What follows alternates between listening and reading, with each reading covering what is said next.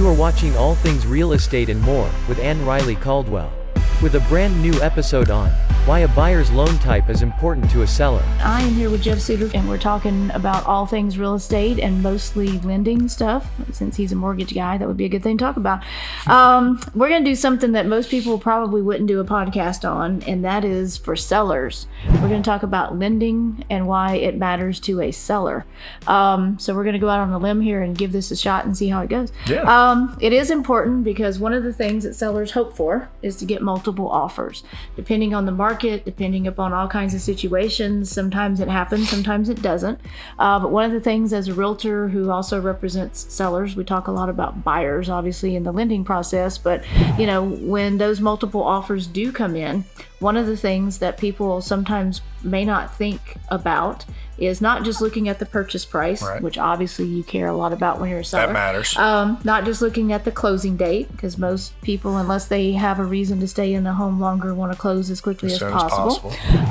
Those things are all important, but one thing that a lot of people don't think about is the type of loan that each buyer is potentially using. And when you are comparing the different options, the fact that an FHA loan may or may not be as good as a VA loan, may or may not be as good as a conventional loan. Mm-hmm.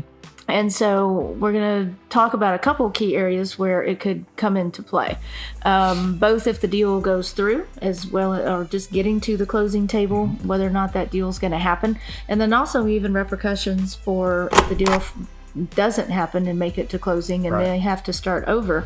There could be some things that even carry over into the next deal. The next opportunity, yep. Absolutely. So one of those things are appraisals. Yes. So when we're looking at, you know, everybody who's getting a loan, you're going to have to send out an appraiser. Some cash people are going to send out an appraiser, some are not. But pretty much every loan is going to require an appraisal. And so at that point, you know, somebody's going to come out, they're going to look at your home, and they're going to come back and say it's worth X amount. And then we're going to, at that point, be looking to see if the offer was under that amount or over that amount. If the appraisal comes in low, then we have some issues that we have to discuss to see if we're going to get to closing. Things get real. Yeah, things get real at that point, and we see how badly people want to sell and how badly people want to buy. But then also that appraisal, it makes a difference in if the deal doesn't make it to closing. Does that appraisal stay with that house for a period of time so that when new offers come in, those could be impacted? So talk a little bit about kind of how the appraisal process works and why that matters. Well, so for starters, the appraisal, as you stated, is going to determine the value of the home, which is important for everybody involved, especially the buyer. You know, you want to know that the property's worth what you're willing to pay for it, ultimately. And if you have a lender such as myself, it's important to me because I want to know that it's worth what I'm lending you for it. So beyond that, so an FHA appraisal, for example, if you're going FHA, that appraisal is going to stick with that property for 6 months. It gets tied to the property. So if your deal doesn't go through, then the next guy that comes along for the seller might be FHA as well. That original FHA appraisal sticks with the property for 6 months. So it kind of limits the seller on what they can do with the offers. It kind of takes away FHA offers, which is a very predominant loan program, not just here locally, but in the nation. Right. So it's going to kind of limit what you can do as a seller for the next 6 months. At that point, you're looking for offers from conventional or USDA or VA or non-prime, which we haven't touched on. We will at some point. Yep.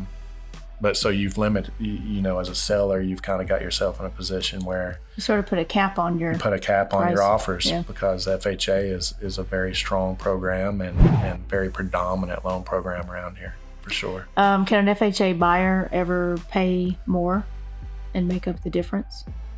Well, generally it's with an FHA appraisal, it's from my experience, it's going to be more of a repair issue than it is a price issue. Okay. But yeah, ultimately you can always make up the difference as long as that doesn't mess up anything else in the operating guidelines.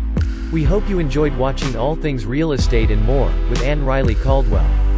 To learn more about Ann-Riley, or for your real estate needs, visit notyourordinaryagent.com or call 615-930-0313. Thanks for watching.